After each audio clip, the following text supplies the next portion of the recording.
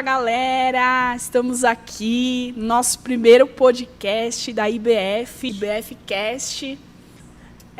Tô aqui com o Reginho, nosso pastor já de coração. Também estamos com o Vitor aqui, e coçando o nariz, mas tudo bem. Coçando a barba.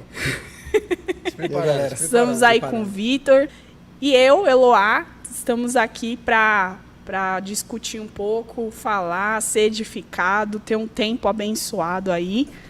E é isso aí, vamos hoje falar sobre sobre o tema da nossa maratona bíblica, que foi sensacional. Episódio, né?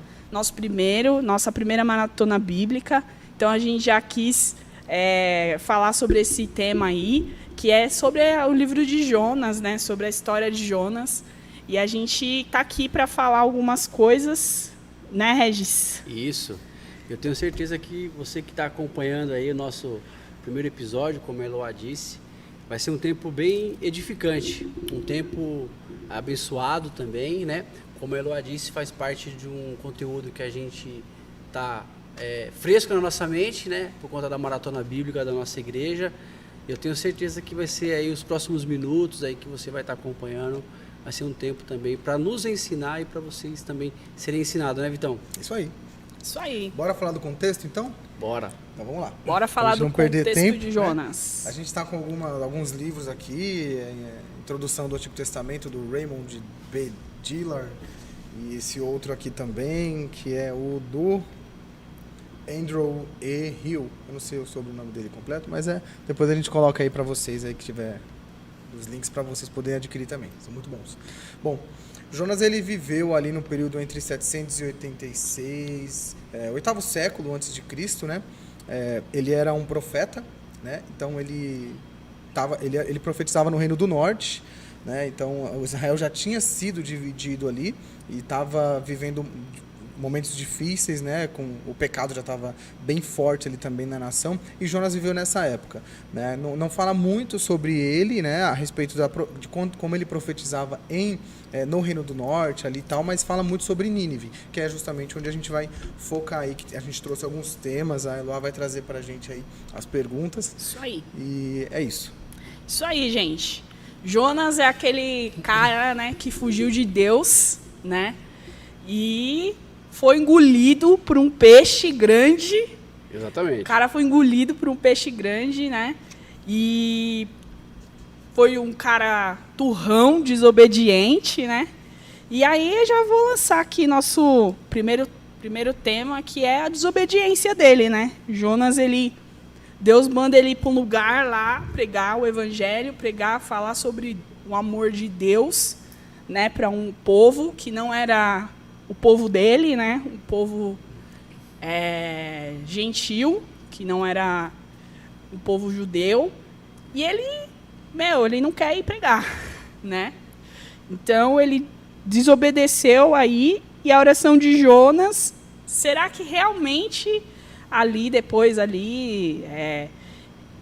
Jonas se arrependeu, ou, sabe?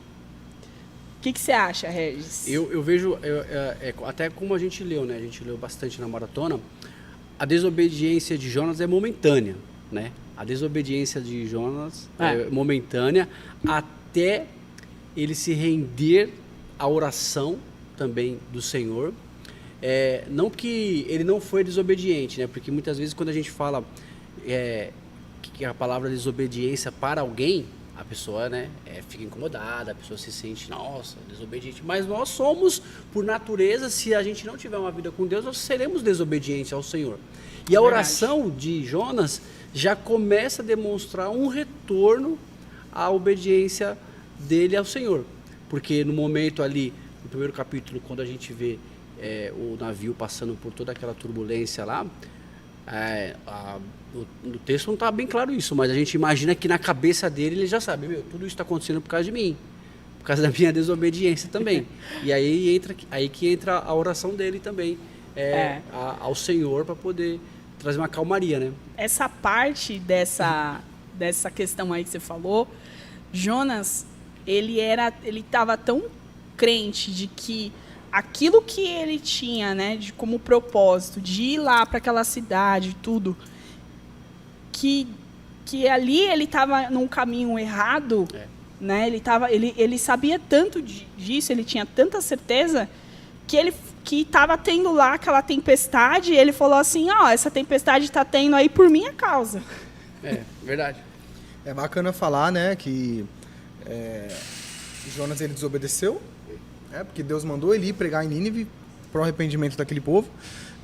Ele não foi, ele foi para o lado oposto, era para ele ir para o norte, ele foi para o sul, correu, passou pela tempestade aqui que o Regis lá comentou, estava dormindo no barco, a gente tem uma relação de quando Jesus estava dormindo também no meio da tempestade, né? Então já tem essa questão. E aí que ele fala, né? Vocês podem, depois de todo aquele povo ter orado para os seus próprios deuses e ter pedido e nenhum deles ter resolvido, eles vão até Jonas, estava dormindo, e falam, Jonas, quem é você? De onde você veio? Quem é o seu Deus? Pede para ele como você pode estar tão tranquilo. E aí Jonas fala uma coisa que para eles é impressionante. Eu sirvo ao Deus que criou o céu, a terra e o mar. Então, para eles já ficaram assustados. Falou, então essa tempestade é culpa sua, é culpa do seu Deus. É verdade. Você tem que pedir para ele. O seu Deus criou o mar, onde a gente está. O seu Deus criou a terra e o seu Deus criou o céu, o vento, a tempestade. Então, você tem que pedir para ele como você pode estar assim tão tranquilo. Né? E é aí que Jonas pede para ser lançado ao mar. O Regis citou aqui já a oração de Jonas, né? Que ele faz dentro do peixe. A gente não está lendo, né, os detalhes aqui do livro, mas aí você pode ler, né, e ver os detalhes aí por si. A gente vai trabalhar alguns temas, mas essa oração que o Regis citou, ele faz dentro já do peixe, depois de muito tempo ali, né, depois de ter caído, ser jogado no mar e tal. Uma coisa legal também, que eu acho legal comentar, é que o povo que adorava outros deuses que estava com ele no barco, eles temeram ser condenados também pelo Deus de Jonas pela morte dele. Não é, Regis? Isso. Eles temeram. Eles falaram, que não caia sobre nós a culpa de ter jogado você no mar. E aí, depois disso ainda, eles veem que era realmente, porque quando o Jonas caiu no mar, a tempestade se acalmou. Quando eles veem isso, Jonas, o povo, aquele povo do barco fala, realmente esse Deus é um Deus verdadeiro. É um Deus que ouve a oração e realmente tem alguma coisa muito errada com esse cara que a gente jogou no mar, mas que não caia sobre nós o sangue dele. Né? E eles adoraram a Deus e eles fizeram votos com Deus. A gente não sabe quais votos, né? Não sabemos se eles viveram uma vida com Deus, mas eles foram extremamente impactados ali, fizeram votos com Deus. E uma coisa que chamou a atenção na leitura, que é aqui no versículo 7, é que até a gente teve uma boa conversa com o pessoal aqui da igreja, que participou da maratona, é que a tripulação tirou uma sorte, né? Para ver quem poderia ser o culpado. É verdade. Aí alguém perguntou lá, a gente não sabe qual foi o tipo de sorte, né? Mas eu comentei com uma pessoa que é o seguinte, foi tipo, minha mãe mandou eu escolher. E assim, minha mãe ali. 1, 2, 3, 1, 2, 3, e aí caiu nele. Então até nisso, eu sei que a gente vai falar sobre isso também, mas até nisso entrou a soberania do Senhor. Porque era para ser ele o escolhido, para que acontecesse, né, a oração, para que acontecesse essa parte aí de ele ser o responsável, né, ali, né, não entre aspas, o responsável mesmo por toda aquela situação que o barco estava passando, né. Isso aí. E aí, falando de desobediência, né? Então, desde o começo ele estava desobedecendo a Deus. E aí a gente parte para um próximo tema, né, que tem um tema de arrependimento. Tem. Se realmente ele se arrependeu, se Jonas se arrependeu ali do que ele estava fazendo, né? Acho que Jonas ele só começa a se arrepender do terceiro dia que ele está na barriga do peixe, né? O que você acha, Vitor? Eu acho que ele reluta, ele fala que tinha muitas coisas em cima dele, né? Algas e água, e ele se afoga ali, né? A gente sabe que tinha oxigênio também, né? Na barriga desse peixe, senão ele não teria sobrevivido. E ali parece que Jonas ele se arrepende e tem até a oração dele, né? Que a gente fala aí, algumas pessoas... o livro aqui da introdução fala do Salmo de Jonas, né? Como se fosse uma oração. E ali ele demonstra que ele está arrependido e que ele está dando glórias somente a Deus e que Deus é soberano e sabe de todas as coisas. Engraçado que nessa oração ele fala coisas que não aconteceram ainda, né? Aí a gente não sabe se realmente foi escrito depois do que aconteceu, ou se de fato ele estava profetizando, né? Dá a entender, acho que quem escreveu aquela oração ali foi meio que nesse momento depois que ele foi ali cuspido pelo peixe na praia.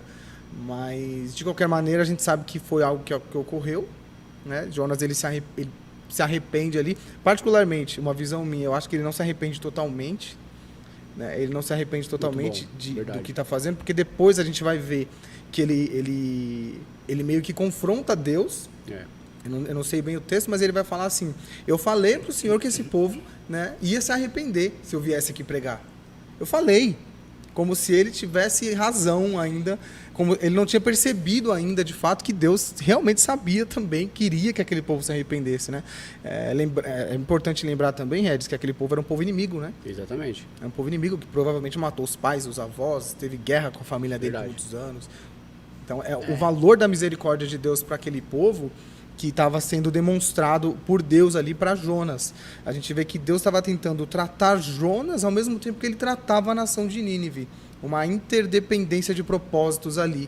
Ao mesmo tempo que ele quebrava Jonas, ele tentava salvar Nínive, né? E aí mais para frente a gente vê que tem um texto que ele fala que como ele poderia não se compadecer com aquela nação, mais de 120 mil pessoas que não sabem distinguir a mão direita da mão esquerda, né?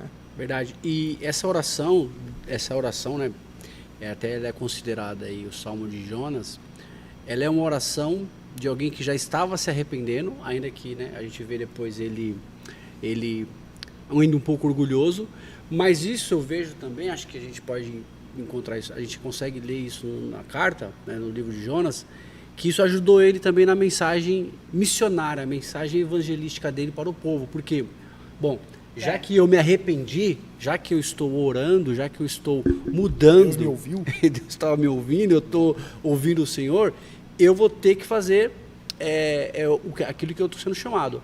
Então, por isso também que o propósito da oração dele é exatamente para isso, para ele poder se entender com o Senhor ali, né, buscar essa forma de se voltar logo para a missão que ele tinha que fazer e ao mesmo tempo ele saber que ele estava sendo causador, ele reconhecer que ele estava sendo causador de toda aquela situação que estava acontecendo no barco.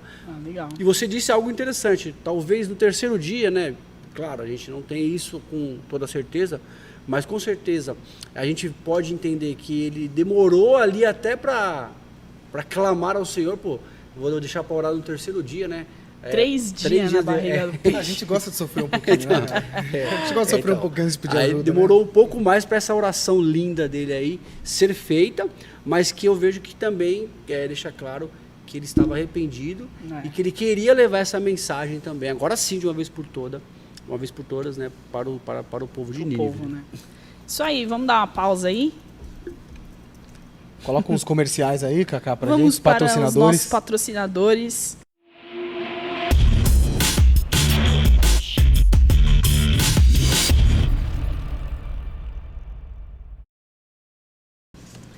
Voltamos aqui, agora com uma convidada aqui, né? Especial, só que não. Sabe tudo do livro de Jonas? Sabe tudo aí, veio para agregar a Bruna, a irmã Bruna. A chuva atrapalhou ela? A chuva atrapalhou ela. Essa vida de trabalhadora. Essa vida de trabalhadora. Então, vamos dar continuidade aí no livro de Jonas. Agora a gente vai falar sobre a vontade de... Não, desculpa. A gente vai falar sobre a importância missional da pregação dos gentios, né? Foi o caso de Jonas, pelo pré-sacrifício de Jesus. A importância aí da pregação do evangelho, né, para os gentios. A gente pode chamar de evangelho, mas teoricamente não era ainda o evangelho não era Jesus, o evangelho de Jesus. Era o reconhecimento do verdadeiro Deus de Israel. Deus de Israel, então, isso mesmo. É um ponto muito importante para a gente falar, porque o povo sempre teve... o povo de Israel sempre foi muito exclusivo, né? O Deus deles, o Deus nosso Deus, né? eles chamavam de Deus deles, né? Sempre foi um Deus que se revelou para eles exclusivamente, antes de Jesus, né? Depois de Jesus a gente viu, sabe o que aconteceu, qualquer hora a gente fala sobre isso depois, nos próximos episódios aí, né, Regis? Com certeza. Quando começou a ser pregado para os gentios, né, de fato, deu mó treta lá nos apóstolos, enfim. Isso aí é para outro episódio. Saíram na mão lá. Saíram na mão, outro episódio a gente fala disso. Mas a gente vê aqui uma preocupação missional de Deus, mesmo antes do Evangelho de Jesus Cristo ser pregado para todos. Nem existia Jesus Cristo ainda, nem existia a salvação por meio do sangue, do sacrifício vitalício de Jesus. Então a gente vê que Deus ele se preocupava no Antigo Testamento, antes do sacrifício de Jesus, com os outros povos também, com as outras pessoas, né? Temos vários exemplos aí de Raabe e outras mulheres aí também, e outros homens também de outras tribos, o pessoal que saiu do Egito também. Teve bastante gente que saiu do Egito, que adorava outros deuses, que permaneceram ali com o povo de Israel na saída. Que eram egípcios, né? E aí eles se arrependeram e aceitaram o Deus de Israel, né? Sim. Ali. Começaram a viver de acordo com... Começaram a viver de acordo com as leis. Até circuncidaram e tal. Então, esse é um ponto muito importante. Fala aí, Regis, um pouquinho sobre isso. Então, não tem como a gente não... como é que a gente pode dizer assim? Não tem como a gente não fazer uma leitura de alguns fatos do Antigo Testamento, né? Que não faz uma referência a Jesus Cristo. A salvação do povo de Deus faz menção sempre à obra da cruz. Tudo bem que de outros meios, né? Isso também dá um outro episódio pra gente aí mais pra frente. Mas assim, Deus demonstra o tempo inteiro no Antigo Testamento querendo salvar o seu povo. Querendo não, demonstrando o tempo todo a salvação para o povo. Então, ou seja, Jonas também foi um responsável, né, por demonstrar cada vez mais essa mensagem, né, de levar a salvação para o povo que precisava entender, conhecer ainda mais sobre o Senhor, o seu Deus. Claro que como a gente está discutindo aqui, né? A gente está falando no bate-papo desse episódio. A gente está apresentando Jonas como o mensageiro da salvação também. Mesmo com sua rebeldia, mesmo com a sua desobediência, né? No capítulo 2 em diante, depois da sua oração, um pouco ainda do seu orgulho, né? Estou fazendo, mas está um pouco orgulhoso, está um pouco resistente. Mesmo agarrado no ódio, ele foi, né? Exatamente. Então, é mais uma demonstração ali do quanto Deus pode usou, né, e continua usando os seus mais diversos meios para salvar o seu povo, né? Isso aí. Tem alguma coisa para falar sobre esse tema, Bruno? Eu cheguei meio de paraquedas, mas bora lá, né? É muito interessante mesmo observar. Eu não sei se vocês, né, eu cheguei um pouco atrasada, culpa do Uber, do trabalho, mas vamos lá. Vocês já comentaram aí dos próprios marinheiros que estavam lá no barco com ele, né? E é interessante, assim, dentro dessa perspectiva de salvação dos gentios, o fato de que eles criam em outros deuses. Não é que eles não tinham crença nenhuma, eles criam em outros deuses, mas pela vida de Jonas e por tudo que aconteceu, na mesma hora, eles não tiveram nenhuma dúvida, eles não questionaram, eles viram que aquele era um Deus grande, poderoso, maior do que os deuses deles, né? E aí eu fico pensando, a gente trazendo isso para os nossos dias, né? O que das nossas atitudes a gente faz que demonstra a grandeza de Deus no meio de tantas coisas? Porque hoje o Deus das pessoas é outro. Hoje as pessoas, elas servem a si mesmo, elas pensam em si mesmo, elas têm, enfim, uma servem o dinheiro, serve certezas, né? Serve a si mesmo, né? A ciência. E cara, como numa geração como a nossa, eu imagino que a geração de Jonas também não era fácil, né? Já começa por aí. Mas como uma geração como a nossa, a gente demonstra a grandeza de Deus, assim como essa galera aí viu através da vida de Jonas, né? Um desafio grande. Verdade. E ele, cara, ele mesmo na desobediência, mesmo agarrado no ódio lá, ele foi, né? E ele tinha plena convicção de que realmente aquilo era propósito de Deus. Sim. E o pior de tudo, ou o melhor, né? Ele tinha convicção de que Deus ia salvar aquele povo, que Deus ia ter misericórdia daquele povo, ia olhar para aquele povo, ia perdoar. E ele estava muito bravo, porque ele não queria que Deus perdoasse aquele povo, né? É verdade. Então ele tinha também essa sintonia imensa do amor e da misericórdia de Deus. Ele tinha certeza que Deus ia perdoar eles. Essa fé de Jonas, ela me impressiona.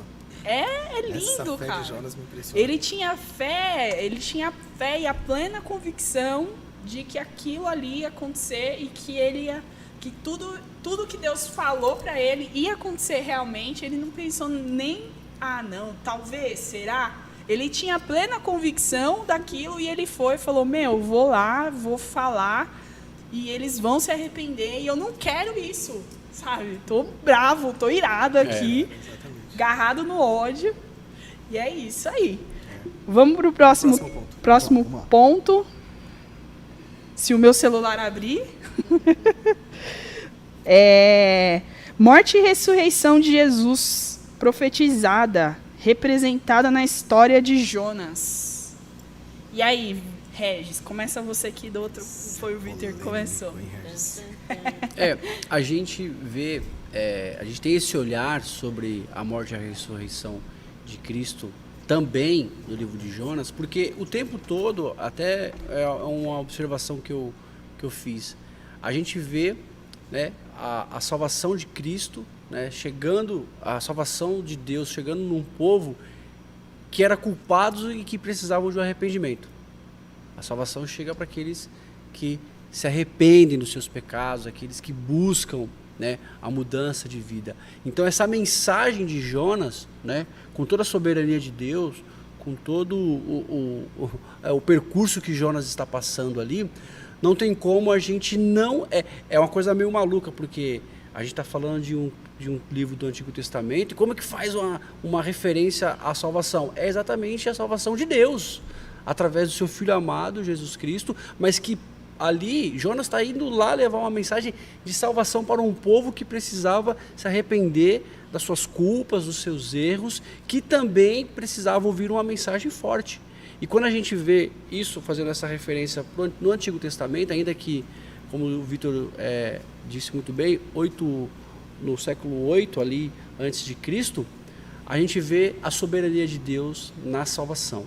Não tem como a gente não tem como anos depois, né, Jesus Cristo citar o livro de Jonas, porque exatamente a soberania e a salvação, né, através da morte e a ressurreição de Cristo, faz menção a um povo e a diversos povos, né, de várias épocas, que foram salvos pelo amor de Deus, que foram salvos pelo poder de Deus nesse trabalho, né, ali Jonas profetizando, né, como o Vitor disse, um profeta, um mensageiro também, e que levou uma mensagem de salvação com essa referência de Jesus Cristo, né? A morte e a ressurreição de Jesus Cristo. E o interessante é que essa mensagem, né, da pregação do amor de Deus para outros povos, né, é muito lindo, cara, é muito lindo ver e assim, a importância também do livro de Jonas para o judeu, né? Porque o livro de Jonas, ele é um livro que o judeu considera, né, ali uma história real e tudo. E assim, e vendo isso, cara, é a maior manifestação do amor de Deus também para outros povos, né? Exatamente. Que aí é a missão, né? A respeito desse aí, tema, Victor. é impossível não ver a semelhança, né? É impossível você não falar que foi meio que... eu esqueci a palavra, mas a história de Jonas, ela é uma representação daquilo que aconteceria. Você vê um profeta, um homem enviado por Deus, tendo que, lógico que assim, guardadas as devidas proporções, Jonas com as suas falhas, Jesus sem nenhum pecado, você vê um homem de Deus sendo enviado para pregar o evangelho, para pregar a salvação para povos que não são o povo de Deus, até aquele momento. Você vê ambos ficando 3 dias nas trevas, né?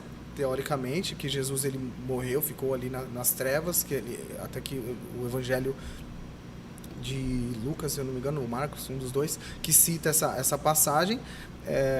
Então você vê uma semelhança, você vê ele ascendendo novamente, voltando para a praia, voltando à vida e anunciando a salvação, e você vê Jesus fazendo a mesma coisa, ressurgindo também e anunciando a salvação, que foi o que Jesus disse, né? O único sinal que seriam visto seria o de Jonas, seria o de morrer, sumir nas profundezas, voltar e continuar anunciando a mensagem da salvação. Né? Então, esse ponto parece que era como... E isso foi escrito muitos anos antes, né? Cerca de 800, no mínimo 800 anos aí, antes de Jesus nascer. Então, você vê realmente uma representação clara daquilo que Jesus faria. Agora é fácil, claro, a gente já tem a história toda. Mas na época, né, até isso acontecer, como a gente saberia, né? Com outras milhares de coisas. Temas bons pra gente falar, a serpente levantada no deserto, Regis. A representação de Cristo ali. Você tem várias... eu esqueci o nome da palavra, tem um estudo que fala sobre isso. Uma palavra específica que fala de vezes que o Jesus Cristo e o seu sacrifício foi representado no Antigo Testamento. Nossa, várias vezes, né? Teve várias, e tem até um estudo, um nome sobre isso. Né? Várias vezes Jesus Cristo se revela, né? No Antigo Testamento, ali, em vários episódios, né? Ali, e mostrando a manifestação, mostrando ali Isaac, né? Aquela passagem de Isaac. Tem várias, né? Várias. E até os 3 dias, né? Na baleia. Os 3 dias no peixe, né? Uma coincidência boa aí, que faz uma referência à ressurreição de Jesus Cristo no 3º dia. Exatamente. Mas eu fico imaginando o que o povo pensou quando Jesus fala que eles veriam o sinal de Jonas, sabe? Fico brisando nisso, porque o Vitor falou agora uma coisa que é muito real. A gente hoje tem a Bíblia inteira, então a gente consegue entender referência, mas eu fico imaginando a galera lá, tipo, ouvindo Jesus falar e pensando, que sinal de Jonas? Será que Jesus vai ser engolido por uma baleia? Sei lá, sabe? Eu não sei o que eles interpretaram ali naquela hora que eles ouviram aquilo, né? Porque até então, eu entendo que muitas vezes lá, o que era falado naquele momento não era compreendido, né? Não era claramente compreendido. Aí eu acho que deve ter, Jesus morreu, ressuscitou, eles, será, né? Jonas, 3 dias. É muito interessante, né? Porque muito louco, na né? época, né? Talvez não fizesse sentido nenhum, né? Pra eles. E pra gente faz hoje todo sentido, porque a gente vê o contexto, né? Ali geral. A gente consegue hoje faz todo sentido para nós, toda essa história. E como a gente não tem como, né? O Vitor lembrou bem, né? Existe um termo, né? Um estudo aí, uma ferramenta que faz com que a gente veja a salvação de Cristo no Antigo Testamento. Mas se a gente for ver desde o início, né? A Eloá citou aqui o Isaac. Se a gente for ver desde o início da soberania de Deus, o nascimento do povo, né, do sacrifício. A gente vê diversas passagens do Antigo Testamento que mostra sempre o amor de Deus, em primeiro lugar, para salvar um povo, das mais diversas formas, né? Não tem como você não ver nos profetas menores, os profetas maiores, Isaías também vai ter, mas o quanto a gente vê a salvação do povo, né? Claro que aí com outros meios de sacrifícios, mas até que chega ao tempo de Jesus Cristo, que o sacrifício do seu próprio filho. O próprio Adão e Eva, né? Ali quando eles exatamente. pecaram, eles andavam nus, né? Aí o que Deus fez? Foi lá e sacrificou um animal, né? Para poder vesti-los, né? Então, assim, é muito... Desde Adão e Eva até a vinda mesmo de Cristo, né? Vamos pro próximo tema. Bom, agora vamos falar aí sobre o que o livro de Jonas trouxe para nós como um aprendizado, como uma lição para a gente. Fala aí, Regis, o que ele trouxe aí para você?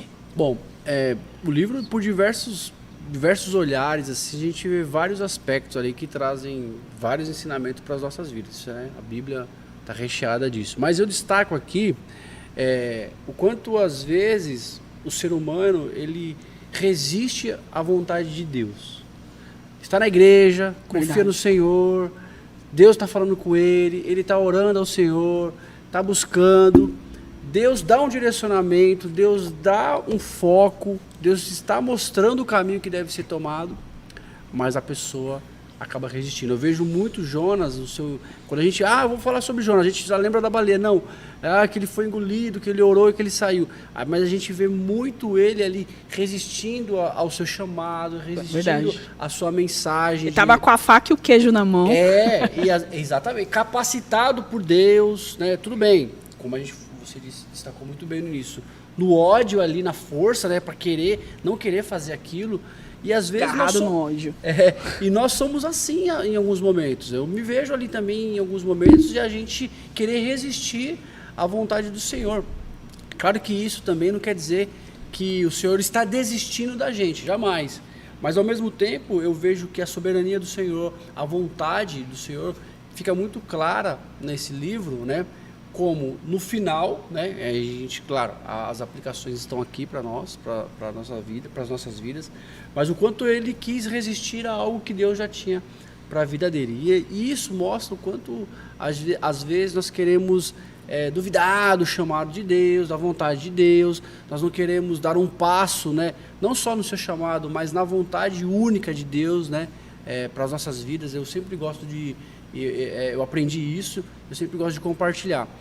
No mínimo, Deus chamou a gente para ser evangelistas. Então, a mensagem da salvação, a mensagem de amor, todos nós iremos levar. Todo nós mundo, teremos, né? que levar essa mensagem, no mínimo. Aí Deus vai capacitando alguns outros ali para algo mais específico. E como saber, né? Que é realmente a vontade de Deus para nós, né? Aí também, esse é um mistério, né? Porque aí a gente também vai fala ser assim, outro episódio pra nós, hein? Deus chamou. Jonas, ele tinha plena convicção ali do chamado dele, né? Até plena convicção do amor de Deus que ia alcançar aquele povo. Mas como a gente descobre, né? Assim, claro, dá pra gente fazer um episódio depois sobre isso. Dá pra falar muita coisa, né? Mas, gente, a maturidade cristã vai aos poucos mostrando para nós a soberania, a vontade de Deus. Sem você, no mínimo, orar, ler a Bíblia, ter uma comunhão com o Senhor, ter uma vida de adoração e de entrega, Deus vai ter os seus meios, mas aos poucos também você vai ter que dar os seus passos para ir entendendo o que Deus tem para a vontade de Deus para as nossas vidas, né? Pra vida Mas, de cada um. Reginho, eu posso trazer uma polemiquinha aqui para Claro, a galera, claro. para a mesa, já que a gente, né? A minha polemiquinha é o seguinte, dentro do que a Eloá falou aqui, cara, se a gente pegar aí, a gente tá falando de Jonas, né? Ele fugiu da vontade de Deus, aí a gente tá conversando que a gente meio que sabe qual é a vontade de Deus, né? Que é salvar, a gente até falou bastante sobre salvação. Mas a minha polemiquinha é o seguinte, vamos lá pular pro Novo Testamento falando de Paulo. E aí, Paulo estava indo cumprir a vontade de Deus, o Espírito Santo falou, ei, hoje não, vai. aqui não, entendeu? O Espírito Santo falou, ó, vai embora, volta aqui, não sai vai daí pra que lá o e bicho tal. vai pegar. Né? E aí fica até a polêmica aí pra gente pensar e responder junto. Como a gente consegue ouvir ou entender, né? Porque no Antigo Testamento era uma coisa muito da hora, assim, era muito claro, eu acho. Deus falava, né? Deus, Ouvia a voz. acho que era uma voz, assim, bem grave. Moisés, né? Jonas. tire as sandálias dos pés, né? Exatamente. E aí, como que hoje a gente... Porque, voltando ali para a história de Paulo, né? Em Jonas, beleza, porque a gente percebe claramente ali o propósito, qual que era, e ele fugindo. Mas em Paulo, Paulo só queria anunciar, ele só queria levar a palavra, né? E eu sei que não é uma pergunta com uma resposta fácil, mas o que você diria para mim nesse caso aí, que Paulo estava indo fazer a vontade de Deus ou o propósito? Não vamos colocar vontade, vamos colocar o propósito de Deus ali. E o Espírito Santo o repreende ali. Pergunta de seminarista, né? Regis. Não tem Colocou como. você no fogo, hein, Regis? Tem que dar mais uma Colocou pesquisada. você na... Dar uma boa pesquisada. Ainda bem que a pergunta foi pro Regis, ainda bem. Tem que dar uma boa pesquisada ali também para dar uma boa resposta mais completa, mas o tempo todo Deus estava direcionando, né? Ele sentiu de ir para um lugar, depois vou para aquele lugar. Deus agora mandou ele ir para outro lugar, né? Como a gente sabe, Deus mandou ir para a direita, depois mandou ir para a esquerda, mas ao mesmo tempo é a vontade de Deus desde o início. Né? A questão é que nos dias atuais, né, muitos se perguntam, como que eu sei a vontade de Deus para a minha vida? O crente hoje, ele quer uma receita de bolo pronta ali para descobrir qual a vontade de Deus para ele, mas a vontade de Deus para ele já está acontecendo. Só de ele ter só de ele ter esse instinto, né, esse desejo de querer saber qual é a sua vontade, já é Deus mostrando para ele que ele está tendo essa vontade. Dele, então, verdade. aí aos poucos, né, a gente vai tendo essa sensibilidade. Num talento que Deus está te dando, numa capacitação que Deus por exemplo, você não tinha até certo momento da sua vida e passou a ter, a sensibilidade, eu acredito muito nisso, a sensibilidade, a voz do Espírito Santo para algumas coisas, e essa passagem do apóstolo Paulo, que vai render para nós também um outro episódio, mostra o quanto ele era e a gente não vai duvidar disso, ele era extremamente sensível à voz de Deus, né? Imagina você falar para um povo, gente, vamos navegar para a esquerda, agora, não, gente, mudou agora para a direita, mas Paulo, a gente já estava chegando. Mais ou menos isso, então, olha só como... GPS muito doido, Paulo. né? A agenda de Paulo. Eu acho que uma vez eu ouvi uma pregação sobre a agenda de Jesus, né? A agenda de Jesus eram pessoas. Verdade. Essa pregação falava. Então ele mudava o rumo, ele falava, não, a gente não pode ir para lá agora porque a gente vai para cá. É necessário passar por Samaria. É necessário passar por Samaria. Tem uma certa pessoa ali que precisa ouvir, né? Ele não falou nesses detalhes, mas a gente percebeu depois. E o muito importante também é que existem... a gente não pode é uma percepção minha também, que a gente não pode generalizar tudo que acontece na Bíblia para todas as pessoas. Sabe, Paulo, ele tinha ali um papel muito importante de evangelizar um povo que não conhecia o evangelho. Era o momento em que Deus estava enviando, né? Assim como Jonas, aconteceu com Jonas, Deus estava enviando ele para pregar para pessoas que não eram do povo hebreu, né? Judeus e tal. Então, ali Paulo foi extremamente direcionado. Eu acho que hoje, talvez a gente possa passar por esse tipo de situação também, eu creio. Mas, numa nação onde a gente vê hoje, por exemplo, o Brasil, São Paulo, onde o evangelho já está até aqui, né? A gente não precisa de fato, né, que Deus fale para a gente para ir para cá ou para lá. Mas agora vou usar um outro exemplo. Nós temos aí situações em países árabes que as pessoas são direcionadas para certos lugares. É verdade. Aqui, Jesus ele já está anunciado em todos os lugares, até de maneira errada, né? De maneira errônea. Então, muitas vezes, eu acho que não é que eu estou falando que não é uma situação que não pode acontecer aqui. Pode, claro que pode. Deus faz o que Ele quer. Quem sou eu? Quem somos nós para decidir o que Deus quer fazer? Mas a gente também tem que usar o nosso raciocínio, o nosso intelecto para compreender se de fato a gente precisa que Deus fale para a gente, se é para pregar ou não para a pessoa do outro lado da rua, sendo que ela já conhece o Evangelho há muito tempo e às vezes ela está só realmente desviada. Então, também não é uma afirmação. A Bruna quis polemizar. Vamos lá. Mas eu acho que existem certas decisões que a gente pode tomar levando em consideração essas coisas. Verdade. O nosso ambiente cristão aqui no Brasil, estou falando de São Paulo, aqui Zona Leste, perto de onde a gente vive, centro, enfim. Essa é uma questão para a gente pensar, né? Para a gente levar para nossa cabeça, para a gente ficar com dor de cabeça depois. Né? Porque também temos os dois lados. Eu não posso ficar esperando Deus falar para poder falar de Jesus para as pessoas, e eu também não posso achar que Deus... Eu tenho que esperar, eu posso sair falando para todo mundo em qualquer momento, né? Então, qual seria o certo? Qual seria o correto? Eu acho que cabe a cada um. É como o Regis disse, não existe receita de bolo.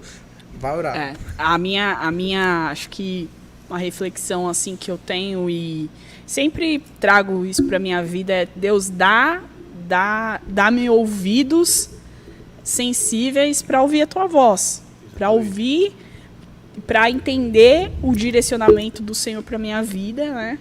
E acho que todo mundo vive essa crise, né? De, putz, será que eu tô realmente no caminho certo? Será que realmente é isso que Deus tem para mim, né?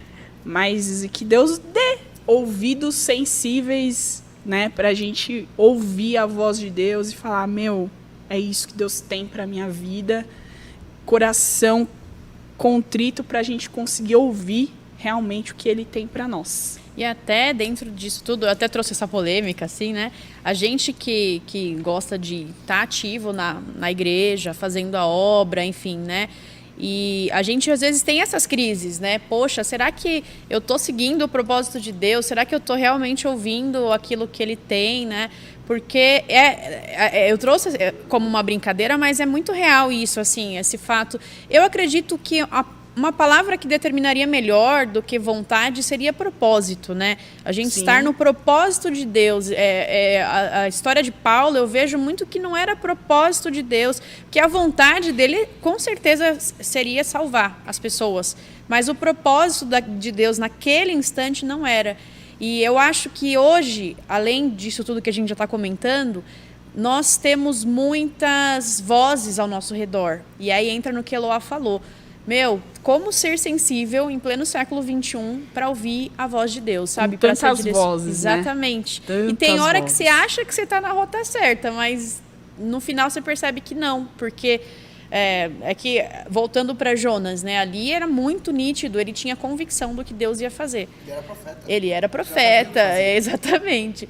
Mas muitas vezes a gente fica perdido nesse sentido e a gente pode até estar indo contra esse propósito de Deus, né? Não vou dizer sem intenção, né? Mas às vezes achando que a gente está fazendo certo. Então, verdade. por isso essa sensibilidade do espírito aí é essencial mesmo. Muito importante. Mas desculpa aí, Reginho, eu te amo, tá? Porque eu sei que você é Não, quase não. semi-apóstolo. Já. Não, mas você falou de propósito. Os propósitos, e o Vitor falou algo que é verdade. Não adianta. Hoje a mensagem do evangelho, claro, tem vários países, várias regiões que ainda precisa ser alcançadas, né?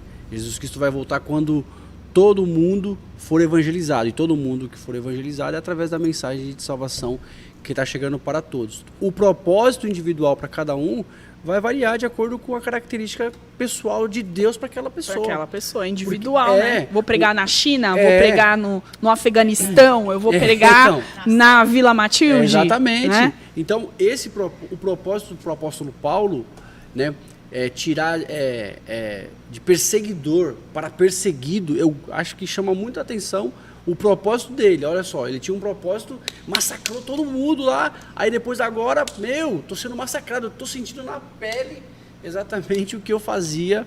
Claro, aí por conta da lei toda que credenciou ele a ser chamado, né, de falador, enfim, que fez com que ele fosse preso. Então o propósito vai mudar, assim como foi, o Jonas tinha um propósito, né, e ele tinha o jeito dele lá. Com certeza Deus sabia o jeito que ele era um evangelista e profeta, né? Acho que mais profeta do que... Ele já sabia, né, o trabalho profeta dele, ele já evangelista, né? conhecia, né? Então, não tem como ele não fugiu do propósito dele. Mas Deus foi dando a característica ali para ele continuar sendo motivado, lembrando ali do orgulho, tratando o orgulho dele, para que ele conseguisse alcançar a sua mensagem. Isso aí. Aí vamos passar pelo 3, né? Esquecer Paulo agora, né? Que a já gente pra um outro está em episódio. Jonas. Já para um outro episódio. Vamos deixar Deixa pra Paulo outro episódio. para outro podcast. Vamos passar pela parte do capítulo isso 3. aí. Vamos lá, Vitor. e Qual 4, que é a né, sua... pra gente contextualizar e a gente poder avançar para aquela parte mais de interpretação que a gente combinou, né? Bom, gente, só um resuminho rápido aí. No capítulo 3, depois que Jonas foi ali expulso do grande peixe, que ninguém sabe se é baleia, provavelmente não, né? Ele aceitou, né, de fato o que Deus queria para a vida dele e ele passou pela cidade para pregar, né? De fato ele falou, vou lá, beleza, Deus. O percurso era para ser de 3 dias, né? E ele fez em 1. Ou seja, ele deve ter passado muito rápido, ou ele não passou por todos os lugares, né? De fato. Pegou a estrelinha do Mário. Pegou a estrelinha do mar, aquele especial lá do e foi embora. Pregou. E na Bíblia fala bem especificamente que ele prega em 5 palavras. Nínive será destruída dentro de 40 dias, né? Alguma coisa assim, eu nem sei se era 5 mesmo, mas era Nínive será destruída dentro de 40 dias, resumindo ali uma interpretação. Daqui a 40 dias, Nínive será destruída. Daqui a 40 dias Nínive será destruída, exatamente. E aí, o povo ouvindo aquilo, nem sabia que se tratava do Deus de Israel. Talvez o povo conhecesse de fato Jonas, foi uma polêmica que deu aqui no dia. Porque Jonas era um profeta do povo de Israel, então talvez o povo conhecesse o Jonas, né? Soubesse quem é, talvez, né, gente? A gente não sabe. Mas só de ouvir que Nínive seria destruída, o povo se arrependeu, se vestiu de pano de saco, jogou pó na cabeça. Era algo comum para quem se arrependia na época. E o rei, de ouvir falar que o povo tinha se arrependido e estava querendo ser salvo, decretou jejum para todo mundo. Ele mesmo foi lá e se afundou ali no pano de saco também. Então a cidade inteira ouviu que seria destruída. De fato, ninguém falou quem seria. E aquele povo se arrependeu de verdade com aquele coração contrito, né? Então, às vezes a gente tem muita informação, mas às vezes a gente nem precisa de informação. A gente precisa do mínimo, né? Foi o que a gente viu ali. né? E aí a gente vai tratar dessa parte aí depois. No capítulo 4 fala um pouco de quando ele ficou assistindo, né, a cidade, na esperança de que a cidade seria destruída ainda, não tinha, que ele falou que, Deus, eu sabia que o povo ia se arrepender, tá vendo? Olha o que o Senhor fez, né? E ele ficou lá assistindo a cidade, torcendo para ser destruída, né? E aí vamos comentar um pouco sobre essas partes. Vamos comentar um pouco sobre essas partes aí e da interpretação nossa aí do dia a dia. Né? O Regis, você quer trazer aquele ponto, Regis, que você tinha citado? Eu falei sobre... Eu destaco, né, como uma interpretação e aplicação para as nossas vidas. A gente não resistir, né, não tentar resistir à vontade do Senhor. Era a oportunidade que Deus estava dando a ele de levar a mensagem de arrependimento a um povo culpado, a um povo que precisava ouvir isso. E muitas vezes nós somos assim também. Nós precisamos ouvir uma mensagem forte, nós precisamos ouvir uma mensagem de arrependimento, né? Isso vai mexer com a nossa vontade também, né? Com algo que Deus tem para as nossas vidas, e Jonas, né, nos ensina isso também. Uma mensagem forte de Deus para ele. Vá, você é profeta, você tem que ir. E leve também uma mensagem forte. Então isso mostra a resistência dele de levar uma mensagem e ao mesmo tempo de ouvir essa mensagem forte, né, esse chamado de Deus para ele. Então ele precisava refletir sobre isso e nós temos que refletir sobre isso. Precisamos estar atentos à sensibilidade, ouvir a voz do Senhor, fazendo o nosso beabá, fazendo a nossa parte, buscando, orando, estando atento ao que o Senhor está nos mostrando na vida, o que o Senhor está nos direcionando. Isso é cansativo em alguns momentos, porque a gente quer algo prático, né? A gente quer a coisa ali agora, pronto, que ela me fala, o que eu preciso fazer, né? Então não. Então eu acho que eu vejo essa oportunidade de Jonas ali ser tratado e de levar uma mensagem de tratamento também para um povo que precisava ouvir, né? Eu até coloquei aqui nas minhas anotações aqui. As minhas anotações são bacanas. Levar uma mensagem para um povo culpado, como se ele também não tivesse a culpa dele. Então ele também está errado também na sua caminhada. Mas era hora de refletir e ao mesmo tempo levar essa mensagem ali para um povo que precisava ouvir essa mensagem. Vamos lá, gente, vamos continuar aqui. Vitor, o que você tem aí para falar? O que Jonas, o que esse livro de Jonas aplicou e serve aí para sua vida? Tem muitos pontos, né? Muitos pontos importantes. Eu acho que o que mais se destaca para mim é que o conhecimento ele é extremamente importante, mas ele não resolve o seu problema, né? Ele te dá o caminho, mas a decisão de você mudar, de você se transformar, não é responsabilidade do conhecimento. O conhecimento ele é importante para que você saiba, de fato, que você está certo, está errado, para onde ir, mas aí você tem que decidir fazer isso, né? Pelo conhecimento não resolve o seu problema. A aplicação, quem faz na sua vida é você mesmo. Então, eu acho que a partir do momento que Nínive ouviu a pregação e eles ouviram aquele conhecimento, mesmo que mínimo, eles decidiram mudar. Não foi necessário teologia, não foi necessário um estudo aprofundado, não foi necessário nada disso. Eles simplesmente ouviram uma mensagem simples que eles deveriam mudar, que eles deveriam se arrepender, né? E eles eram mortos, né? Eles eram mortos. Pensando bem pela pregação do Evangelho, até você ouvir a palavra de Deus, até que Deus chegue até você e libere uma graça sobre a sua vida, você é morto. Morto não fala, morto não respira, morto não pode escolher. Morto vai viver aquilo de acordo com... na verdade, nem vive, né?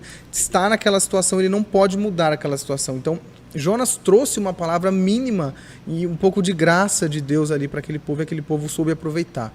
Não foi teológico, não foi gigante, mas aquele mínimo o povo soube aproveitar e soube se arrepender. E aí Deus revelou para eles toda a graça dele e eles puderam se arrepender. Acho que essa aplicação seria mais forte, né, com relação a toda essa história, que Jonas era um profeta, ele sabia muito, ele sabia. A gente citou aqui como descobrir o que Deus quer para a nossa vida. Jonas sabia o que Deus queria para a vida dele. Jonas já tinha passado desse ponto. Jonas já era profeta, já era conhecido em Israel. Já tinha passado esse ponto faz muito tempo. O que ele não queria, de fato, era mudar as atitudes dele, mas ele sabia o que tinha que fazer. Ele tinha informação, mas não tinha feito nada. Então, acho que é essa aplicação que eu trago aí para esse texto. Legal, né? É o conhecimento. Se você tem conhecimento, você, sem aplicar ele, é vão, né? Sem você colocar, principalmente o evangelho, né? Tipo, a gente não pode viver o evangelho só de palavras, né? Verdade. A gente tem que viver o evangelho de ação, é isso aí. E você, Bru? O que o livro de Jonas aí trouxe para você de aplicação? Bom, esse livro, ele dá vários socos na nossa cara, né? Para mim, o principal ponto de aplicação, assim, na leitura, né, dessa última vez principalmente, tá no capítulo 4, quando existe um debate, aí, uma conversa entre Deus e Jonas, né? Resumidamente, Jonas está pé da vida que Deus salvou Nínive, né? E ele assiste aquilo, e até tem um episódio lá com uma árvore, enfim, depois você pode ler lá na sua Bíblia, mas o que mais me impressionou e eu aplico para a minha vida às vezes a gente está fazendo a obra de Deus, às vezes a gente está até dando os tais dos frutos, né? Que existe até uma discussão teológica do que seria o fruto, mas a gente não vai entrar nesse aspecto. Mas, fica para o próximo. Mas eu fico refletindo assim, Jonas foi, mesmo que da forma errada, né? Ele foi sem desejado e tal, ele foi um canal de salvação ali, a gente falou sobre isso. Ele foi instrumento de Deus para que várias pessoas fossem salvas. E, no fim, a gente fica impressionado com como ele ainda está revoltado com Deus, como ele ainda não foi transformado por dentro. E aí, para mim, fica essa lição muito forte, que às vezes a gente está aqui cantando, dançando, atuando, tocando, sei lá o que você faz, cuidando das crianças na porta, e a gente está aqui fazendo, teoricamente, a obra de Deus, ou até mesmo evangelizando, ganhando pessoas para Cristo. E meu maior receio é aquele versículo que Jesus fala lá, não vou lembrar a referência exata, mas que quando a gente chegar no céu e Deus fala, você fala, olha, eu preguei, eu fui líder de célula, eu fui líder de rede, eu Pulsei demônio. Pulsei demônio. Fiz e Eu, lá, tava no funcionária do mês da igreja, todo mês, né? Fiz podcast. E aí Jesus fala, sai daqui, cara, fim da fila aí, né? Quem é você? E não, a gente não sabe se foi isso que aconteceu com Jonas, enfim, mas fica essa questão, que muitas vezes a gente está fazendo a obra, a gente está vendo os frutos pela grande misericórdia de Deus, porque Ele ainda vai fazer, porque é propósito dEle, mas se a gente não se arrepender verdadeiramente dos nossos pecados, e se a gente não tiver um coração igual ao de Deus, não vai adiantar nada. A obra vai continuar sendo feita, mas a gente vai ficar vazio e, enfim, né, vai ficar nessa discussão interior e nessa crise eterna. É isso. Aí. E para a gente caminhar, já que todo mundo aplicando, fazendo uma aplicação aqui para as nossas vidas, eu queria que a Eloá também falasse aí o que o livro de Jonas, né, traz como uma aplicação para a sua vida, né, para as nossas vidas e para todo mundo que está nos ouvindo, né, o que esse livro traz de aplicação também. Para mim, traz de aplicação no livro de Jonas, também continuando no capítulo 4, o versículo 10, ele finaliza com um ponto de interrogação. Isso eu acho bacana, que a gente não sabe, né? Como a Bruna citou, a gente não sabe se Jonas se converteu de verdade, se arrependeu com arrependimento pleno, né? Verdade. Ou a gente não sabe se ele continuou na cidade pregando, se ele foi para outra cidade, a gente não sabe, né? E eu acho que o que aplica isso para nós, para minha vida principalmente, que vivi muito isso, não interessa. Não te interessa o que aconteceu com Jonas, não te interessa. Talvez em alguma situação na nossa vida que a gente passou, e eu passei também por uma situação bem complicada, tipo, Deus, por quê? Não te interessa. É verdade. Sabe assim? Não interessa o que você... por quê? Não interessa por quê. Mas sim, qual o propósito que Deus tem para tudo isso, para toda essa história. Então, acho que o que aplica para mim é isso. É assim, não te interessa às vezes, sabe? Às vezes, sim, Deus ele é misericordioso e amoroso e te dá uma resposta, te dá é porque isso, filho, é assim e tal. Às vezes não interessa, sabe? O que interessa são os propósitos de Deus e é o que a gente precisa fazer dentro de tudo isso para que o nome do Cristo, do nome de Jesus, seja glorificado e exaltado. Então, acho que isso, para mim, é o que mais me chama a atenção. Assim, é esse ponto de interrogação no final ali. Quem quiser depois dar uma lidinha no capítulo 4, a gente leu, né, na maratona, que é um ponto de interrogação, assim, tipo, não é aquela coisa assim, é igual a uma série que acaba e você fala, e aí, o que aconteceu com o personagem lá? O que aconteceu com... Poxa, fim, terminou no fim de Maluco no Pedaço é muito ruim. O fim do Eu, a Patroa e as Crianças, ela fala, tô grávida e tal, e aí, acabou. E aí, o que acontece? Sabe, então... E assim, muita coisa na nossa vida acontece e a gente não entende por que aconteceu. E tudo bem, não é pra gente saber, mas sim pra gente entender mas é pra gente fazer com que os propósitos de Deus aconteçam realmente na nossa vida, sabe? Então, eu acho que é isso que traz aí pra gente, pra mim, pelo menos nessa reflexão. E é isso aí. Bom. Tem um tema, uma coisa importante também que eu pensei agora. Chegou agora aqui, ó, acabou de chegar. O Jonas, ele na verdade, eu entendo que existe um Jonas em cada um de nós. Sem dúvida. Aquele que não quer perdoar os inimigos, aquele que não quer que Deus tenha compaixão daqueles que nos ofenderam, aqueles que não querem oferecer a outra face como Jesus, né, falou para oferecer. Porque tente se colocar no lugar de Jonas. Jonas, ele tinha que trazer o arrependimento para um povo que matou os seus antepassados. A gente pode trazer para os dias de hoje como? Da guerra da Ucrânia. A guerra, por exemplo. Já pensou? Os nossos inimigos. Deus manda um ucraniano lá pregar pro russo. Falar, perdoar o Putin. Né? Os russos, beleza. Às vezes o russo não tem russos que não são a favor e tudo mais. Mas você vê o próprio autor, né, de toda a situação. Então, a misericórdia de Deus, eu entendo que o livro de Jonas é um livro que vai tentar ensinar sobre a misericórdia de Deus. Ele tenta nos ensinar e nos mostrar. E a gente percebe que Jonas, eu tinha pensado que ele não tinha entendido, mas a Bruna falou, não, ele entendeu, mas ele não quis. É verdade. Então, ele resistiu, ele até entendeu.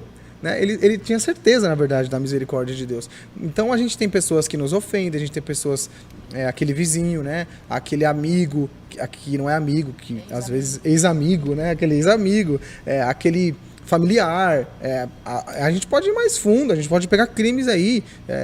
Vamos rasgar o verbo aqui, a gente pode falar de estupro, de assassinato, de roubo. É verdade. A gente pode falar de políticos, de pessoas que roubaram e destruíram aí a nossa nação em muitos anos aí. Enfim, então acho que o livro de Jonas, a ideia dele é essa, sabe? Mostrar pra você que você tem um Jonas dentro de você, eu tenho um Jonas dentro de mim, e que a misericórdia de Deus está muito, muito, muito além disso. Como poderia eu não ter misericórdia de alguém que não sabe distinguir a direita da esquerda? Como poderia eu não ter misericórdia de alguém que está morto? Acho que essa é a mensagem. E aí, a partir do momento que a mensagem chega, o morto ressuscita. Né? Uma vez eu ouvi, pregar o evangelho é ressuscitar mortos. Porque eles estavam mortos em seus delitos, né? Acho que é Romanos 7 ou 8. Eles estavam mortos, nós estávamos mortos em nossos delitos, nós não tínhamos escolhas e Deus nos amou antes de nós mesmos querermos amá-lo, para que a gente um dia pudesse amar, né? E tivesse essa liberdade, né? Enfim. Isso aí, gente. É isso aí. Então, vamos encerrar o nosso podcast. Quero agradecer todo mundo que está aqui. Reginho, Bruna, Victor e Cacá também, que aí tá sempre ajudando a gente. Quero agradecer você que teve a paciência aí de ouvir a gente. A gente espera que você tenha sido edificado. Espero que você tenha aí viajado na maionese com a gente também, tá? E é isso aí. Abraço, até. Valeu, gente. Tchau. Valeu, galera. Um abraço. Tamo junto. Tamo junto? Então, tamo junto.